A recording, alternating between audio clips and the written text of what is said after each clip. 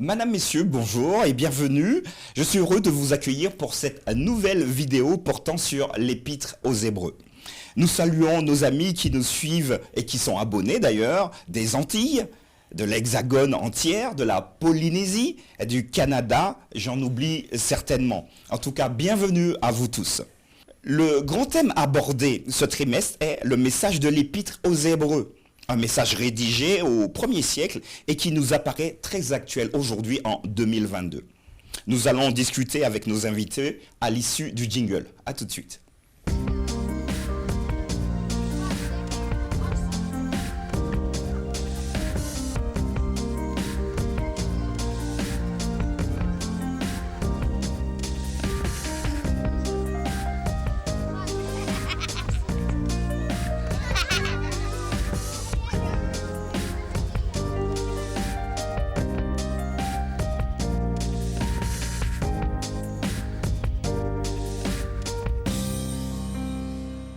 Voilà, nous sommes de retour et nous avons le plaisir d'accueillir nos deux invités. Jean-Jacques, bonjour à toi. Bonjour Martial. Est-ce que tu vas bien? Très bien, merci. Je suis heureux de t'accueillir. Nous accueillons également Émile. Bonjour Émile. Bonjour Martial. Ah, moi je vois ton sourire, je pense que tu es détendu. Merci d'être là avec nous. Donc je suis très heureux de vous recevoir pour finalement poser ensemble les bases de cette étude. Et juste avant, j'aimerais que nous puissions prier ensemble. Émile, voudrais-tu nous accompagner? Oui. Seigneur, nous voulons te remercier pour ce privilège d'ouvrir encore une fois ta parole. Et nous savons que tu as préparé pour nous des enseignements qui vont traverser notre esprit et qui vont construire des valeurs très importantes pour la vie. Nous te remercions au nom de Jésus. Amen. Amen. Amen.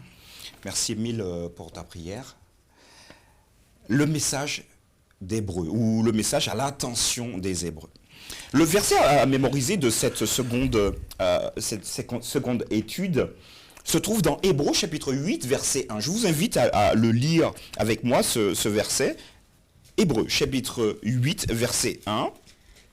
Et je lis. « Or, voici le point capital de ce que nous disons.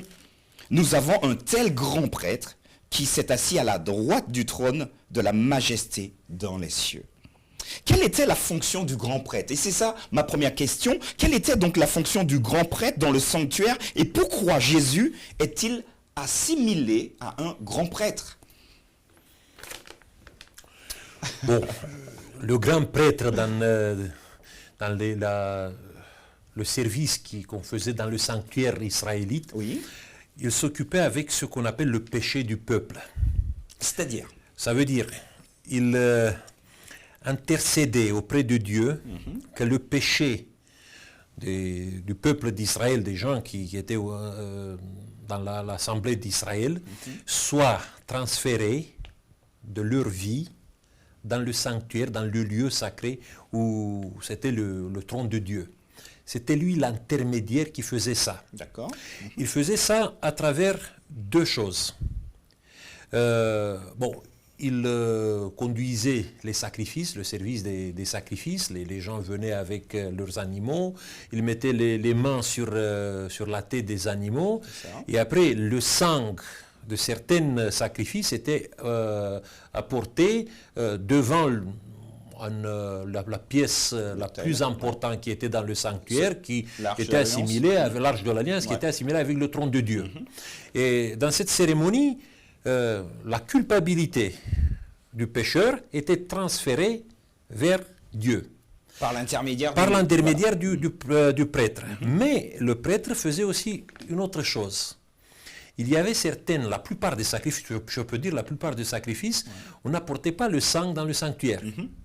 On versait le sang dans la cour du sanctuaire, et c'est le prêtre qui mangeait la chair de l'animal qui était sacrifié. La chair qui était contaminée avec le péché de celui qui l'a transféré. Symboliquement en tout cas. Et symboliquement, le prêtre, il s'en chargeait de toute la culpabilité de tous ces gens qui venaient apporter leurs problèmes, on peut dire, devant Dieu. Donc un prêtre, un grand prêtre dans le système des sacrifices de l'Ancien Testament, c'est lui qui s'en charger avec la culpabilité et le péché du peuple. D'accord. Dans ce sens-là, on voit que Jésus, c'est lui qui est devenu l'intermédiaire, c'est lui qui vient nous dire, écoutez, je prends votre poids, votre problème, votre péché, je le prends sur moi. Très bien. Alors Jean-Jacques, peut-être pour repréciser, là il a développé donc toute la partie vraiment des sacrifices, hein, mais pourquoi Jésus va-t-il se charger et comment fait-il pour se charger de nos péchés, pour nous débarrasser de ça? Est-ce que tu peux nous en dire, qu'est-ce que tu peux nous dire à ce sujet-là? Il est grand prêtre. On parle d'image. Et Dieu va utiliser une image pour nous expliquer quelque chose qui dépasse de loin notre compréhension. Voilà. Dieu ne pouvait-il pas nous pardonner, tout simplement, sans passer par tout sans ça. passer par tout cela. Et à travers le service du sanctuaire, Dieu va nous montrer que la justice de Dieu et l'amour de Dieu vont de pair. Et que Dieu va s'impliquer personnellement. Il va s'incarner pour venir se mettre à notre niveau, pour nous montrer un petit peu les conséquences du péché et à quel point Dieu est capable d'aller, par amour pour nous débarrasser du problème du péché. Donc Jésus, dans sa vie, dans sa mort et dans sa résurrection, véritablement, souffrir avec nous et pour nous et en notre faveur, pour que nous puissions, nous, obtenir pardon, purification et guérison de cette vie de malheur. Alors maintenant, c'est vrai qu'on ne fait pas toujours la différence entre prêtre, pasteur, rabbin, etc. Le rabbin est plutôt assimilé à l'enseignant. Le pasteur à celui qui va prendre soin d'eux. Mais le prêtre est assimilé à celui qui va faire le lien, le pont entre la divinité et l'humanité. Un pont entre le ciel et la terre. Et Jésus est le seul qui, par sa vie, va être capable de faire ce pont parce qu'il est 100% Dieu, 100% homme. Et à ce titre, le seul légitime de faire le lien entre le ciel et la terre. Parfait. Et je voulais juste remarquer un texte qui se trouve dans Hébreux, le chapitre 7, qui nous dit que Jésus... Tu peux nous donner le verset? Je vais te donner le verset, voilà. 24. Mais lui, parce qu'il demeure éternellement, possède un sacerdoce qui n'est pas transmissible. Ça veut dire que Jésus n'est pas seulement le grand prêtre, c'est l'unique prêtre que nous l'avons. Et personne ne peut le faire. C'est la seule personne qui fait cette liaison, ce pont entre l'humanité pécheresse et Dieu qui nous sauve. Voilà. Le verset donc premier du chapitre 8 va quand même nous préciser un élément qui s'est assis à la droite du trône de la majesté dans les cieux. Qu'est-ce que ça signifie le fait d'être assis à droite et pourquoi pas à gauche ou carrément être dans les cieux tout court? Parce que voilà, il y a sûrement quelque chose à sortir de ce texte, Jean-Jacques. C'est vrai que lorsqu'on prend ce qui se faisait auparavant, celui qui était assis à la droite du roi, c'était celui qui était le plus proche de lui. Quelque part, il n'y a rien de plus proche de Dieu que Dieu fait homme. Jésus, de par sa divinité, parce qu'il est Dieu, mais aussi de par son humanité, est habilité à être l'humain le plus proche de la divinité parce qu'il est en Dieu lui-même. Je crois que cette image d'un Jésus, grand prêtre, assis à la droite de Dieu, est surtout une image qui montre à quel point le fait d'accéder à Jésus, c'est directement accéder à Dieu parce qu'il est dans une intimité avec le Père. C'est peut-être une image qui est liée à une certaine pratique qui existait dans les maisons royales de l'époque. Un roi, pour assurer sa succession, il associait au trône son fils. Bon, dès que son fils il était capable de comprendre, de juger ce qui se passait, il l'associait au trône. Et dans le conseil, dans les actions royales, il y avait toujours à sa droite son fils qui était co-roi, co-régent avec son père. Et peut-être ça fait référence aussi à cette image d'un prêtre royal. Ce n'est pas un simple prêtre, mais c'est aussi un prêtre qui est en même temps le roi. Ok, merci beaucoup pour ces précisions. Alors, vous êtes tous les deux pasteurs. Que diriez-vous à un jeune de votre communauté qui vous demande pourquoi Jésus, qui est roi, nous venons de le voir, qui a donc toute puissance, n'éradiquerait-il pas le mal une bonne fois pour toutes? À quoi sert toute cette puissance alors que finalement des êtres souffrent encore et encore et toujours plus chaque jour? D'après vous, Donc voilà, vous êtes pasteur, mettez-vous dans l'atmosphère, dans le contexte. Que diriez-vous à ce jeune? C'est vrai que pourquoi n'éradiquerait-il pas le mal une fois pour toutes? Voilà. Mais c'est justement cela le projet de Dieu. Éradiquer le mal une fois pour toutes. Donc la question... Et j'entends le jeune dire, ouais, mais depuis le temps. Voilà, et la puis, question... Ils vont même dire, on galère. Voilà, donc la question porte sur le temps, Ouais. sur l'espace-temps, C'est ça. plus que sur l'objectif en lui-même. Donc l'objectif de Dieu, c'est bien celui-ci. Absolument. Après, l'espace-temps ne nous appartient pas. Parce que le temps de Dieu n'est pas le temps de l'homme. Et donc l'éradication définitive du mal est prévue en son temps. Le mal, il est où? Est-ce que c'est à l'extérieur ou à l'intérieur? Les deux. Tu sais, je viens d'un pays de l'Est, de la Roumanie. Et il y a 31 ans, à la fin du mois de décembre, en 1989, j'ai participé à l'âge de 15 ans et demi, j'ai participé à la fameuse révolution roumaine, dans mon village, bien sûr. Je ne suis pas allé dans une ville. Et quand Ceausescu il est tombé, on a eu l'impression tous que le mal est parti. Ouais, que maintenant, il y a que la Roumanie va devenir le pays le plus riche du monde et que tout le bien qu'on a rêvé va se réaliser. Et dans les mois qui ont suivi, et dans les années qui ont suivi, petit à petit, la plupart des gens ont commencé à penser peut-être c'était mieux avant. Ils regrettaient quand même. Parce qu'ils sont rendus d'une chose, qu'éradiquer ce qu'on appelait le mal extérieur ne règle pas le problème. Le grand problème chez nous, c'est le mal intérieur. Et c'est pour ça que peut-être Dieu a choisi une autre manière de guérir le monde du mal. Parce que c'est simple. C'est simple de faire partir, je peux dire, le diable de notre monde. Mais le mal, il est toujours chez nous. On est tous affectés par un mal intérieur qui peut être sorti de nous par ce type de, je ne sais pas, le sacrifice, par la douleur, par beaucoup de choses que, à ce moment, on ne les comprend pas totalement. D'accord. En tout cas, je pense que ce jeune aura suffisamment d'éléments là pour se dire, ok, je vais encore patienter, puis je vais commencer par éradiquer le mal qui est en moi. Ouais. Peut-être que vous voudriez rajouter un petit élément, ça va, ou on avance? Un autre élément qui va compléter celui-ci, c'est que Dieu ne va pas non seulement nous laisser tout seul dans notre galère. Dieu va s'associer à notre souffrance. Dieu ne s'est pas contenté de nous sauver en restant au ciel d'en haut, il est venu dans notre galère. Il a souffert tout ce que nous souffrons, jusqu'à la mort d'ailleurs. Une mort atroce et terrible, pour montrer qu'il n'est pas indifférent à notre souffrance, mais qu'il la partage de manière empathique, qu'il la porte avec nous. C'est la raison pour laquelle il est capable de comprendre notre souffrance, de l'endurer avec nous. Un peu comme il a dit à Paul, ma grâce te suffit. Je suis avec toi même dans la souffrance. Je suis avec toi même dans la maladie. Je suis avec toi même dans la mort. Tu n'es pas tout seul. Ce qui veut dire qu'il nous rend capables d'endurer cette vie de souffrance parce qu'il est à nos côtés. Ok, moi je pense que c'est complet. Là, le jeune, il peut partir pleurer dans son petit coin. En tout cas, merci en tout cas pour ces éléments.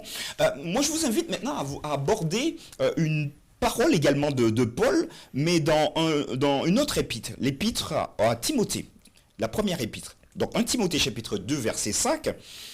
Et Paul écrira donc à son ami, car il y a un seul Dieu et aussi un seul médiateur entre Dieu et les hommes, Jésus-Christ, homme. Jésus est donc le médiateur de la bénédiction de Dieu pour nous. Il est le médiateur car il est le canal, le texte nous le dit, de la bénédiction de Dieu. Et ma question est celle-ci. Pourquoi, d'après vous, avons-nous besoin d'un médiateur? Là encore, ne pouvons-nous pas avoir accès directement à Dieu sans passer par Jésus? Qu'est-ce que vous en pensez? Qu'en pensez-vous? Les découvertes récentes dans le monde de l'astronomie, de l'infiniment grand ou de l'infiniment petit, nous donnent le vertige. Parce qu'on essaie de comprendre un petit peu, ne serait-ce que les dimensions de l'univers. La dimension de la planète Terre par rapport à Jupiter, par rapport au Soleil, notre Soleil par rapport aux centaines de milliards de soleils qui existent dans notre galaxie, notre Voie lactée, notre galaxie n'étant qu'une galaxie parmi des milliards de galaxies. Je veux dire, c'est quelque chose qui est... ça nous dépasse. Qui donne le vertige. Ouais. Et quand on plonge dans l'infiniment petit, le vertige est tout aussi immense. Et donc, si on parle du Dieu qui a créé tout cela, on se rend compte que Dieu est complètement inaccessible, hors d'atteinte, hors de portée, même dans notre imagination. Et donc, Dieu va se mettre à notre niveau en la personne de Jésus. Dieu va s'incarner, il va devenir chair, il va participer à notre espace-temps et à la matière pour pouvoir se rendre visible, audible, compréhensible par l'humanité. C'est une preuve d'amour, de compassion, d'humilité de la part de Dieu. Et ça nous montre à quel point nous avions besoin d'un être 100% homme et 100% Dieu pour rendre Dieu accessible à l'humanité. Si tu observes un petit peu dans le texte ici, on nous dit que c'est un médiateur pas entre les hommes et Dieu. Donc ce n'est pas Jésus qui vient de notre part vers Dieu pour porter notre message devant Dieu, mais c'est de la part de Dieu vers nous, entre Dieu et les hommes. Et dans le premier chapitre de l'Épître aux Hébreux, le verset 2, on nous dit « Dieu, dans ces derniers temps, nous a parlé par le Fils ».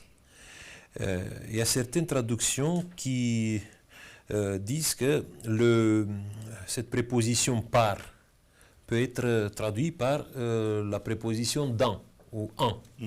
Ça veut dire que le message de Dieu n'est pas transmis par un messager, mais le message de Dieu, c'est Jésus le message. C'est Jésus le message de Dieu pour nous. Ça veut dire que nous ne pouvons pas connaître Dieu qu'à travers ce message incarné qui est Jésus-Christ.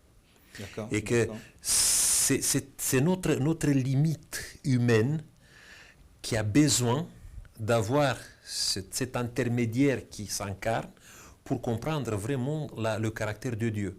Sans cette descente de Dieu parmi nous, dans notre chair, on avait du mal à comprendre qui est vraiment Dieu.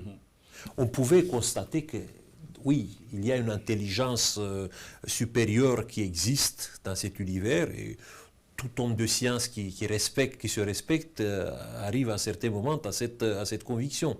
Mais comment cette intelligence qui est au-delà de cet univers pense, quel caractère a cette intelligence, on ne savait pas. On n'avait pas la possibilité de connaître sans l'incarnation de Jésus. C'est pour ça que le message de Dieu pour nous, c'est une personne. Ce n'est pas, vous savez, des écritures. On a des écritures, ça nous aide. Mais finalement, ces écritures doivent nous conduire vers Jésus. Ok. Tu voudrais peut-être rajouter quelque chose? Je t'ai vu bouger. Non, parfait, très bien. Alors, donc, dans ce cas, vous y avez répondu. J'avais une seconde question, mais je crois que la réponse y est. Donc, quelle doit être l'importance de la vie terrestre de Jésus dans son ministère de médiation en notre faveur? Parce qu'on connaît Dieu à travers lui. Ouais. D'ailleurs, il faut se rendre compte qu'avant la venue de Jésus, les hommes avaient généralement idée d'un Dieu exigeant, colérique, un Dieu à l'image des hommes, un Dieu qui était prêt à exiger toutes sortes de sacrifices de la part des humains pour apaiser sa colère. Et on se rend compte à travers la personne de Jésus que Dieu n'exige pas d'apaiser sa colère, mais vient lui s'offrir volontairement et délibérément en sacrifice par amour pour nous sauver. Et ce que Jésus a fait, ce que Dieu a fait en la personne de Jésus, est quelque chose de tellement extraordinaire que même les anges n'auraient pas pu l'imaginer avant que Dieu ne le fasse. Un Dieu capable d'aller jusque-là par amour pour ses créatures. Et donc la vie de Jésus va véritablement révéler, non seulement à notre monde, mais à l'univers tout entier, l'immensité de l'amour de Dieu pour chacun. Merci beaucoup.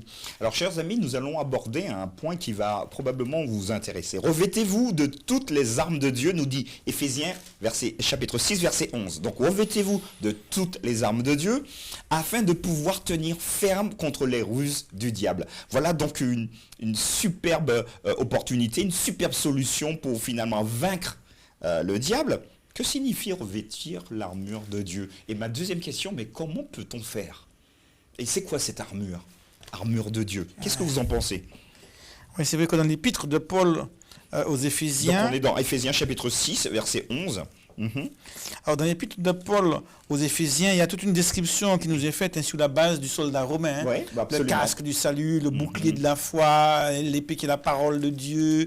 Hein. Donc, on va voir ici qu'il y a différents éléments de la vie du chrétien qui peuvent l'aider à grandir spirituellement. C'est vrai que souvent on les cite, on les connaît. C'est la parole de Dieu, la Bible, la prière, la louange, l'adoration, etc. Ce sont autant d'éléments concrets, parce que le christianisme n'est pas juste une idéologie. Le christianisme n'est pas juste une philosophie. Le christianisme est un vécu. Et c'est la raison pour laquelle, et les théologiens ont souvent regretté, la Bible n'a pas été écrite comme une série de dogmes successifs pour intellectualiser de manière philosophique des idées à propos de Dieu. C'est ancré dans le concret. Des récits de rencontres de Jésus avec la femme samaritaine, de Jésus avec quelqu'un d'autre, des expériences de foi.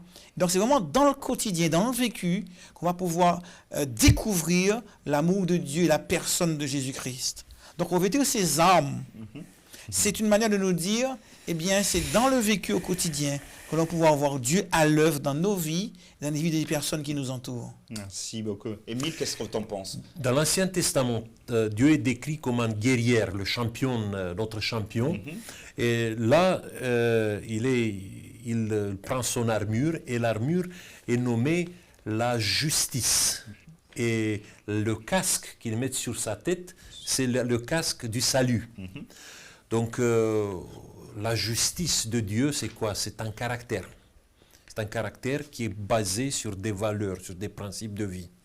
Et bon, quand nous sommes appelés à prendre cette armure de Dieu, il faut qu'à la base de notre existence, il y a tous ces principes, toutes ces valeurs que Jésus nous a montrés en action dans sa propre vie. Et peut-être le plus grand principe, la plus grande valeur de notre vie, c'est l'amour. Alors maintenant, les métaphores ont leurs limites. Il ne faut pas s'imaginer non plus que le chrétien va utiliser l'Esprit de Dieu, utiliser Dieu et pouvoir avoir une puissance parce que j'ai des secrets. Au contraire, on se laisse utiliser par Dieu, on se laisse remplir de la personne de Dieu, on se laisse transformer par Dieu qui lui agit à travers nous. Ce n'est pas nous qui allons manipuler l'Esprit de Dieu, c'est l'Esprit de Dieu qui va nous remplir et nous aider. Parce qu'il y a cette petite confusion parfois, dans certains milieux, on a l'impression que certains chrétiens ont accès à des armes et à des puissances auxquelles d'autres n'ont pas accès. On ne sommes pas propriétaires de la puissance divine. Nous sommes les instruments par lesquels Dieu manifeste sa puissance. Je crois que tu fais bien de le dire parce que là, si je viens d'avoir un flash, la fameuse expression « au nom de Jésus ». Donc on dit tout ce qu'on veut avant et on finit par « au nom de Jésus » comme si l'utiliser... La boîte secrète, voilà, la formule magique. Voilà, et puis ça va fonctionner. Je crois que l'humilité pour l'être humain est nécessaire s'agissant de cette relation. Ça fait partie de cette justice, ces valeurs que Dieu veut les imprimer à nous-mêmes. Je ne peux pas voir la force d'une personne à partir de, je ne sais pas, des éléments surnaturels. Non, la force d'un chrétien qui suit Dieu, c'est ce caractère tranquille que Dieu l'inscrit en lui-même, que Dieu le construit en lui-même. J'aimerais aborder, merci beaucoup Émile, j'aimerais aborder avec vous un dernier élément, un aspect assez long, donc il nous reste quelques minutes. On peut se mettre dans Hébreux chapitre 8, et nous lirons à partir du verset 7 jusqu'au verset 12. Et nous parlerons ici d'ancienne alliance et de nouvelle alliance. Alors, je vous pose déjà ma question, mais nous le lirons pour nos amis qui nous suivent. Donc, les questions d'ancienne et de nouvelle alliance, je viens de vous le dire.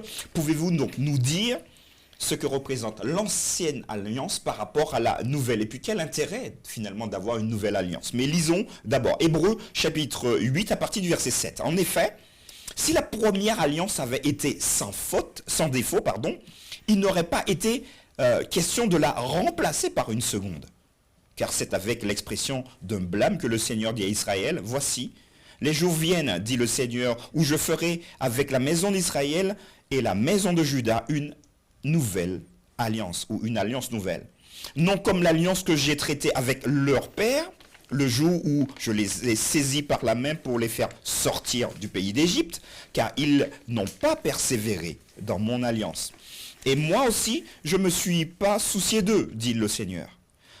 Mais voici l'alliance que je ferai avec la maison d'Israël. Après ces jours-là, dit le Seigneur, je mettrai mes lois dans leur cœur, je les écrirai dans leur cœur et je serai leur Dieu et ils seront mon peuple. Aucun n'enseignera plus son concitoyen, ni aucun son frère, en disant, connais le Seigneur. Car tous me connaîtront, depuis le plus petit jusqu'au plus grand d'entre eux. On peut s'arrêter ici. Nouvelle alliance versus ancienne alliance. C'est quoi la différence entre les deux et quel intérêt pour nous d'avoir cette nouvelle alliance? Et puis d'ailleurs, la nouvelle alliance est concrétisée par quoi exactement?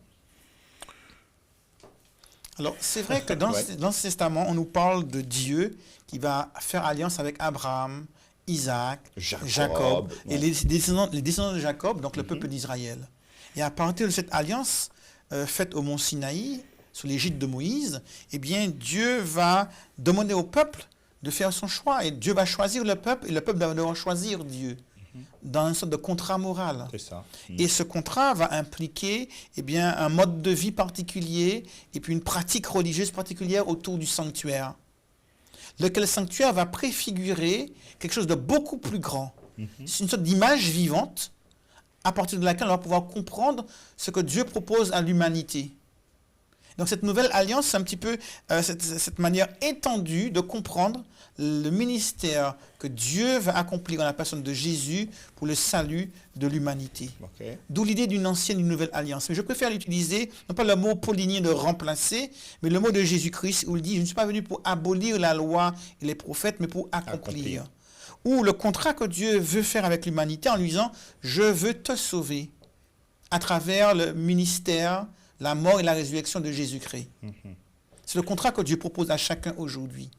Et cette nouvelle alliance que l'on va concrétiser ou qu'on va signifier par le baptême au nom du Père, du Fils, du Saint-Esprit, c'est une manière de signifier notre acceptation de ce nouveau contrat avec Dieu pour être sauvé, cette nouvelle alliance, ce n'est que l'accomplissement, pour reprendre le verbe de Jésus, l'accomplissement, pas le remplacement, mais l'accomplissement de ce qui avait été réalisé dans l'Ancien Testament où l'agneau préfigurait déjà Jésus-Christ. Où le sacrifice de l'agneau préfigurait la mort de Jésus. Jean-Baptiste dira, voici l'agneau de Dieu qui ôte le péché du monde. Donc, je pense que, certes, on parle d'ancienne alliance, cette grande image qui préfigurait, qui annonçait la réalité du sacrifice de Jésus, par le mot, eh bien voilà, maintenant, ce qui a été préfiguré est accompli en Jésus, dans sa vie. Donc à partir de là, on pourra pleinement s'en saisir et faire nôtre ce contrat que Dieu nous propose. Merci beaucoup Jean-Jacques. Émile. Bon, techniquement, dans l'Ancien Testament, on trouve les 10 commandements, par exemple, nommés les paroles de l'Alliance. Et quand on lit les 10 commandements dans l'Exode chapitre 20, on voit là-bas que Dieu s'engage à être celui qui va pourvoir, qui va aider son peuple, qui va le conduire vers le salut. Absolument. Et le peuple s'engageait d'obéir ces 10 commandements. Le problème est que tout le long de leur histoire, ils n'ont pas réussi d'assimiler ces commandements. Et celui qui a réussi à être l'accomplissement, la fin de la loi, mais dans le sens de l'accomplissement de cette loi, de cette alliance qui a rempli toutes les conditions de l'alliance, c'est Jésus-Christ.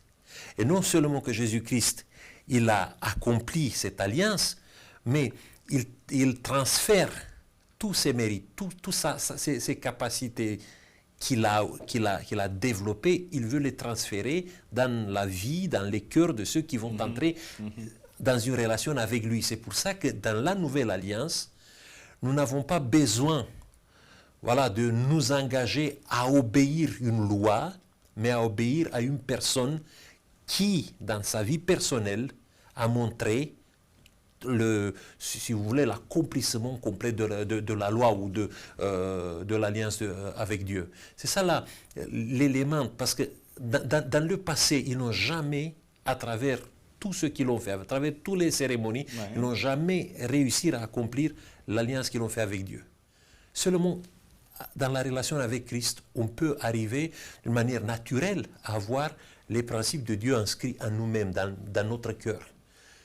Alors, quand tu dis de manière naturelle, est-ce que c'est si naturel que ça? Oui, ça peut devenir dans la vie, avec cette liaison avec le Saint-Esprit, tu arrives à aimer ce que tu n'aimais pas avant. D'accord. Jean-Jacques, un dernier mot pour finir. Eh bien, je crois que tous nous sommes concernés par cette alliance que Dieu veut faire avec nous. Ouais. Et ce qui est merveilleux, c'est que tous nous avons la possibilité de dire à Dieu, j'accepte ce don gracieux que tu me fais en Jésus-Christ, cette éternité. Tous veulent vivre le plus longtemps possible.